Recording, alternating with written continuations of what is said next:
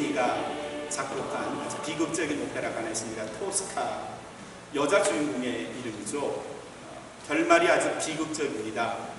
사랑하는 사람 까브라도시와 결혼하기 위해서 아주 애썼는데 그만 까브라도시가 스코르피아라는 좀 아주 성질 나쁜 사람한테 붙들려서 결국 죽고 맙니다. 매술해서 살리려고 했지만 그 스카르피아가 토스카를 차지하기 위해서 진짜로 총을 쏴서 죽여버리죠. 죽어있는 자기의 사랑하는 애인, 남자 카바라도시를 품에 안은 토스카가 마지막 오 스카르피아라는 유명한 아리아를 부르고, 그리고 그 높은 성벽에서 이제 죽는데 그 성벽에서 밑으로 떨어져 죽는 게 그 오페라 토스카의 마지막 장면입니다. 그 마지막 씬이 참 멋져요. 마치 심청이가 임당수에 이렇게 퐁당 들어가는 것 같이 토스카가 절 위에서 높은 성에서 떨어져 죽는 겁니다. 근데 한국에서 공연했을 때 이런 일이 실제로 일어났어요. 무슨 일인가면요, 토스카가 이제 마지막 아리아를 부르고 절벽 아래로 떨어지는 장면에서 잘 노래를 부르고 박수를 받고, 그리고 이제 카바라도시를 밑에 놓고 위에서 떨어지는 장면인데, 떨어지면서 막 하고 떨어졌는데, 그러니까 이제 막 관객들은 막 박수를 치고, 이제 오페라가 끝나고 아리아가 잘 불렀고 해서 박수를 치는데 분명히 떨어진 오페라 가수가 갑자기 엄마! 그러고 위로 다시 무대 위로 올라오는 거예요. 이게 무슨 일인가 봤더니 올라왔던 여자가 치마를 벌리면서 다시 밑으로 또 뚝 떨어지더니 또 조금 있다 엄마! 하고 올라가요. 무대 장치하는 사람이 실수를 했어요. 토스카가 떨어지는 그 밑에 두꺼운 매트리스를 깔아야 되는데 거기다 그냥 스프링보드를 갖다 깔아놓은 거예요. 스프링보드를 깔아놨으니까 떨어진 오페라 가수가 내려갔다가 올라오고 내려갔다가 엄마! 한번 상상해 보세요. 그 비극적인 오페라를 보면서 눈물을 닦는데 앞에서 벌어지는 무대 위 장면이라는 게 준비를 잘 못한 겁니다. 준비를 잘 못했더니 그만 오페라 그 마지막 장면에서 눈물 대신에 폭소가 쏟아진 겁니다. 준비를 잘 못해서 겪는 엉뚱한 일들 경험해 보셨죠? 저도 가끔 악몽을 꿉니다. 목사이기 때문에 어떤 악몽을 꾸는가 하면 가만히 보니까 설교 시간이야. 그래서 빨리 가야 되는데 내가 가서 설교할 내용을 내가 하나도 준비를 못한 그런 악몽을 꿉니다. 식은땀이 나는 거죠. 뭐 설교를 해야 되는데 뭘 준비한지를 도무지 꿈속에서 생각을 못하는 거예요. 아주 참 진땀 나는 일들이 있습니다. 준비를 얼마나 잘 하느냐, 그건 우리 생활, 우리가 세상에서 성공하고 하지 못하고의 가늠길도 되는데, 오늘 예수님께서 제자들을 모아놓고 비유로 하신 말씀 중에서 너희가 준비를 하지 못하면, 그리고 준비를 잘하면 그 결과가 어떻게 다른가를 내가 너희들에게 말해 주리라 하시면서 하신 말씀이 오늘 누가복음 12장 말씀입니다. 오늘의 말씀의 결론은요, 준비한 자는 복되도다. The blessed who is the true lady. 뭐 이렇게 말하면 되겠죠.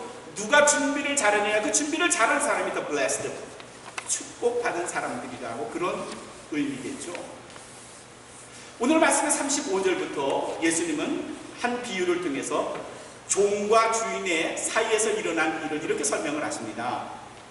등불을 켜고 허리에 띠를 띠고 서 있으라. 허리에 띠를 띠고 등불을 켜라, 그리고 서서 있어라. 이 말을 준비하라 하는 말로 바꿀 수 있을 겁니다. 허리에 띠를 띠라는 말은요, 옛날 유대인들의, 중동 사람들의 대체적인 옷은 그냥 통옷이에요. 통옷, 그렇죠? 위에서 그냥 머리를 집어넣고 입으면 그냥 치마 밑에까지 내려오는 옷이에요. 그냥 풀렁풀렁한 옷에 끈을 맨다 하는 말은 무엇인가 일을 할 준비를 한다는 말입니다. 한복을 입으셨던 우리 여자 권사님들, 집사님들은 아실 겁니다. 일을 하려면 한복에 어떻게 해요? 허리를 동여요. 그렇죠? 허리에 이렇게 끈을 묶어요. 허리에 끈을 묶었다는 말은 일을 할 준비가 됐다 하는 말입니다. 허리에 띠를 띄어라 하는 말은 무엇인가를 일할 수 있도록 준비해라 하는 말이죠. 등불을 켜라 하는 말은요, 그 다음에 있는 말씀을 읽어보면 좀 이해가 쉬워요. 결혼식에 다녀오는 주인을 위해서, 중동 지방의 결혼은 지금도 마찬가지죠. 밤에 있습니다. 밤에 일어나고 나죠. 한밤중에, 저녁쯤에 결혼식이 시작해서 한밤중까지 계속해서 진행이 됩니다. 유명한 그 뮤지컬 Fiddler on the Roof, 한국말로는 지붕 위의 바이올린이라는, 거기에 뮤지컬에도 보면 결혼식이 나오는데 그 결혼식이 저녁에 시작해요. 밤에 오늘 주인을 위해서 등불을 켜라, 그리고 서서 있어라 그랬거든요. 서서 있어라. 그 말은 깨어 있으라 하는 말과 동의어입니다. 졸지 말아라 하는 말이죠. 졸음은 굉장히 참기 어려워요. 저도 과거에는 운전을 아주 많이 했기 때문에 졸음운전이 얼마나 힘든 건가를 알아요. 제가 1년 동안 2학기를 머클리에 강의를 갔었습니다. 거기 가서 신학생들을 강의를 하고 있는데, 밤에 갔다가 강의 끝나고 저녁에 갔다가 오후에 갔다가 강의 끝나고 새벽에 그냥 와요. 처음에는 거기서 자고 그 다음날 비행기로 오곤 했었는데 그냥 차를 가져가는 게 편하더라고요. 그래서 차로 새벽길을 운전해서 강의 끝나고 집에 오는데 얼마나 피곤한지요. 밤에 올 때는 나도 모르게 그냥 조는 거예요. 그때 제가 졸음을 깨는 방법을 연구를 했었습니다. 졸음을 깨는 좋은 방법 아시는 대로 얘기 좀 해주세요. 저하고 어떻게 다른가 한번 비교 좀 해보죠. 네? 아무 방법이 없으시다면? 해바라기 씨. 해바라기 씨. 제가 그걸 못 먹어봤어요. 해바라기 씨. 또 어떤 방법이 있습니까? 졸릴 때 차를 세워요.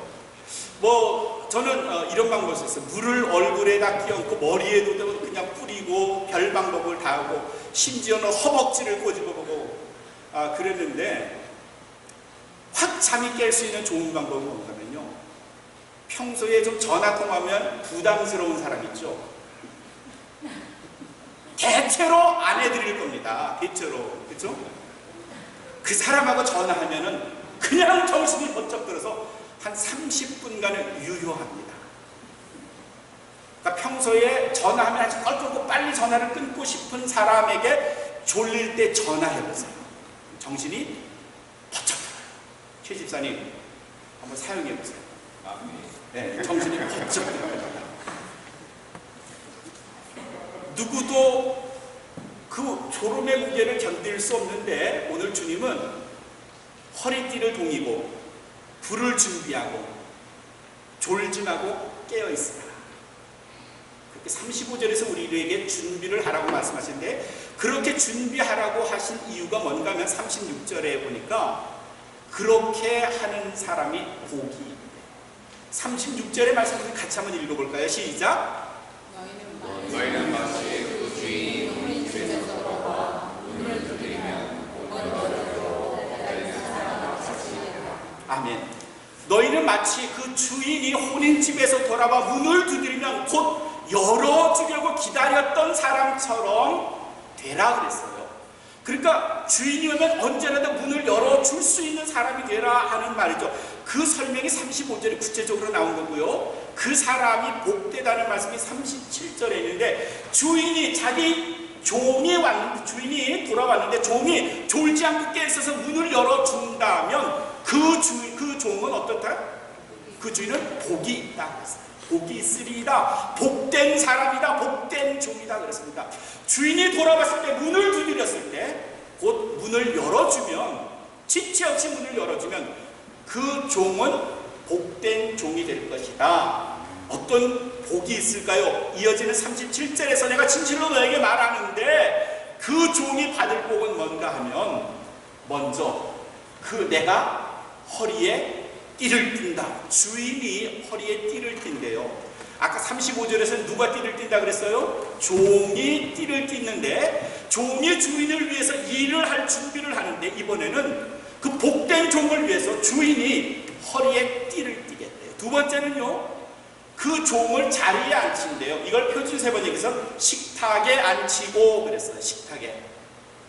그러니까 종일 자기를 위해서 서서 기다렸던 그 종을 식탁에 앉히고, 세 번째로 그 종을 위해서 무엇을 한다? 시중을 든다 그랬어요. 시중을 든다. 그러니까 뭐를 한다 그럴까요? 종을 식탁에 앉히고 시중을 든다는 말은 무슨 말이에요? 음식을 베푼다는 거예요. 좋은 것으로 종을 위해서 대접해 주게 돼요. 그런 복을 종이 주인으로부터 받는 거예요.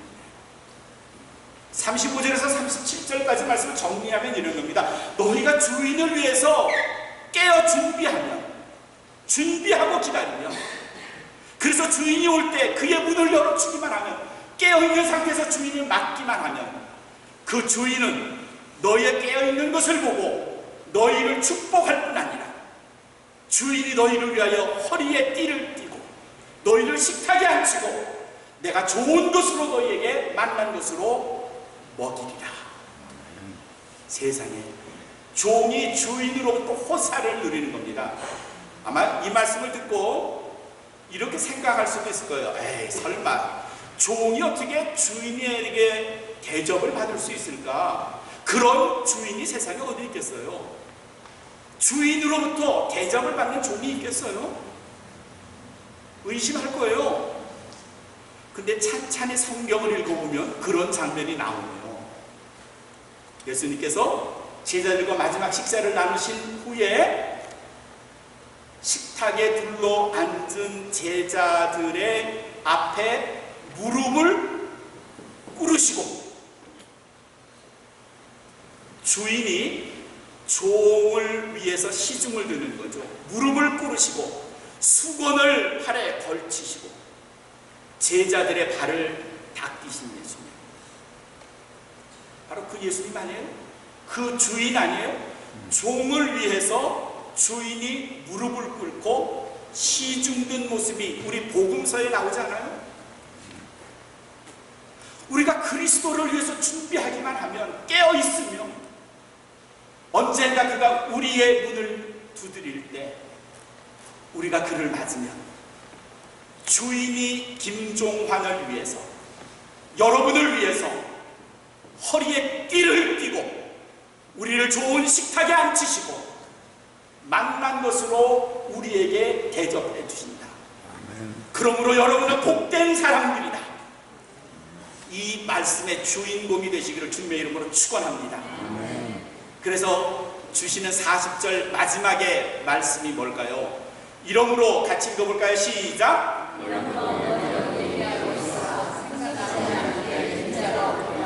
이러므로 너희도 예비하고 있으라, 준비하고 있으라, 깨어 있으라. 생각하지 않은 때에 인자가 올 것이다.